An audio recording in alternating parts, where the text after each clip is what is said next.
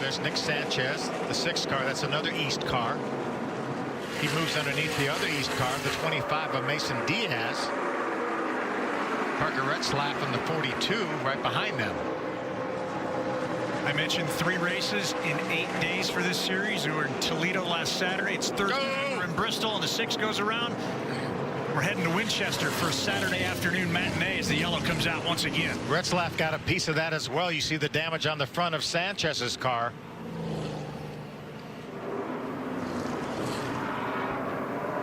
He was running in the 8th position, 2019 winner of the Wendell Scott Trailblazer Award. It's part of the Whalen All-American Series. Having trouble getting that car righted. Racing with Diaz. He's going to drive down to the inside.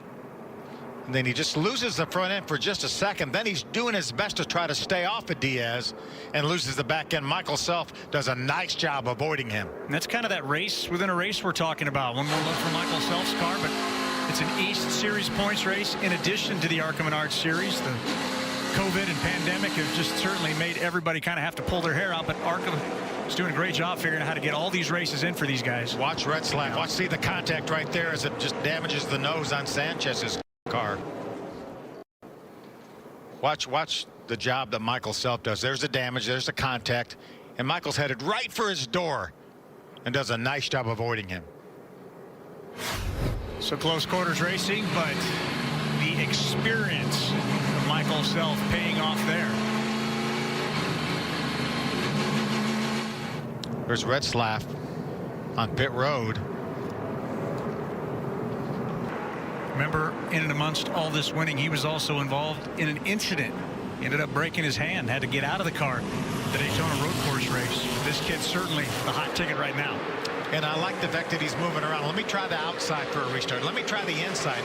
For late in the race, what do I not need? If we get a late restart, do I want to be on the inside or the outside? Veteran thinking for a 17-year-old. Ooh, we got a little bit loose there. Ooh, contact.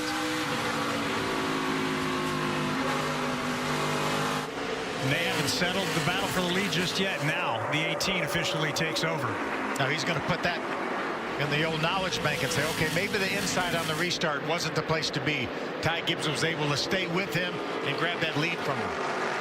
Phil, another thing is we take a look at the 20, that right front problem causing perhaps that 20 machine to slam the outside wall at Bristol. You can look at all the parts falling off that car. I would guess as we stay green, there's a lot of debris on the racetrack right now. The ARCA officials are going to have, there's the caution right there. I wouldn't be surprised if that sway bar arm didn't fall off and cut down that right front tire, Dave. 6th caution brought out by Chandler Smith, whose struggles continue in that JBL audio car. His crew chief, Billy Venturini, a man who wears all of that emotion on his sleeve.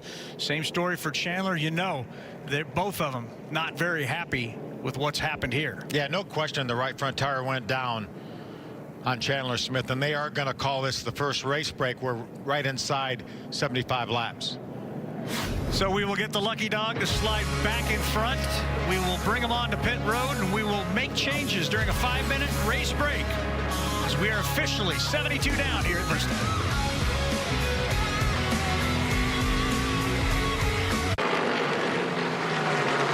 Mentioned at the top of our show, gosh, the number of short tracks we have been to, from Toledo 3 times, Lebanon. There's been a lot of beating and banging at various times. Haley Deegan's been a part of it. Brett Holmes has been a part of it. Ty Gibbs has been a part of it. There's some drivers out there with a little bit of hurt feelings. I'd be curious to see if the position presents itself, you know, what takes precedent.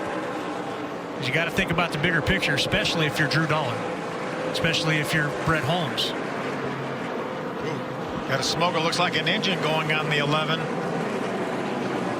Talked about Owen Smith just a little while ago. Went to work for Andy Hillenberg's fast track school.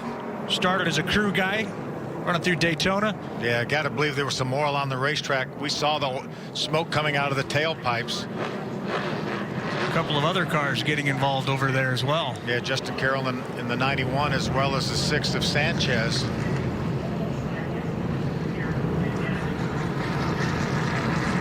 Three races this year for Owen, 20-year-old out of Louisa, Virginia.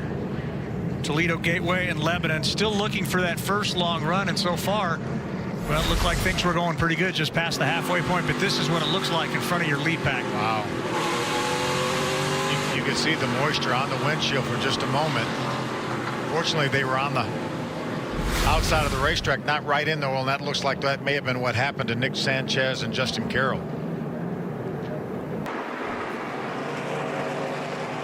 Katie, what do you know about the 25? What are they fighting? Well, the 25 is definitely struggling right now, and this is one of those times that he just wants the break to come. He had a wall slap a little bit earlier where this with rear right damage on that quarter panel, and he got into some oil. Obviously, that is not helping him as he's dropping back. Now there's no rear grip. He's way too loose. Kevin Reed said, hang in there till race. Remember, the goal for them is to not make irrational changes. So we'll see how this plays out for them during this next race. There's no doubt, Katie, it was one of the big moments perhaps in this 2020 chase as we've got Parker Retzlaff around not once, not twice, and coming into contact in the inside wall. Retzlaff running in the 8th position at the time will bring out the 8th caution. Yeah, that's going to be a huge break for Michael Self. See the contact, Drew Dollar into the back of Retzlaff. This could be some of that retaliation I was talking about. Retzlaff was on the inside of Dollar when he got spun at Toledo, and Drew Dollar was not very happy about it. No, I think you're exactly right, Dave. He just got into the back of him and just turned him around there.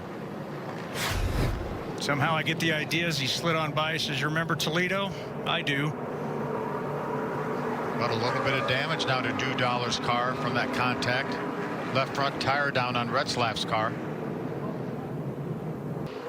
Maybe Holmes figures if he gets across that finish line first, he'll not only get his second win, but he'll get a head start on everybody as we head to Winchester. Green flag scheduled for just a little under 40 hours. Wow. It's about a 400 mile drive, 7 hours. They'll do that tomorrow, and then we'll race the high banks of Winchester. Holmes with the keys to the start, and he brings them across the start finish line with 45 to go. Saw Drew Dollar on pit road when they restarted this race. Issues for him. So when that caution flag came out, the 23 was 6th. He started in the lead. He's been relegated back to 2nd. He's going to do all he can to hold on to that position, but it looks like the 18 of Gibbs. We're back to where we were at the start. Yeah, Gibbs slid sideways off that corner. That car is still loose. Ooh, look at him sideways again, Dave. That is not a very happy race car right now. Ty Gibbs is going to have to work for a finish tonight. McLaughlin Diaz behind. Look at him loose again. I think something's broken that car. But we know that they put 4 tires on just now and tried to tighten that car up. But he's all over the racetrack. Oh, trouble. Gus Dean is around. The 32, though, doesn't look like he came into contact with anything, so perhaps no damage on the mash on it. Chevrolet. Yeah, Gus is still on the lead lap. One of 11 cars on the lead lap. Watch the 32 middle of your screen racing with Taylor Gray. Just got loose getting down in the corner. And Taylor did a good job not to turn it around. A very good job. Well, Gus Dean spent lots of his summer in the super late models, but was looking forward to getting back in the wheel tonight at Bristol. He rolls on as we get closer to the finish.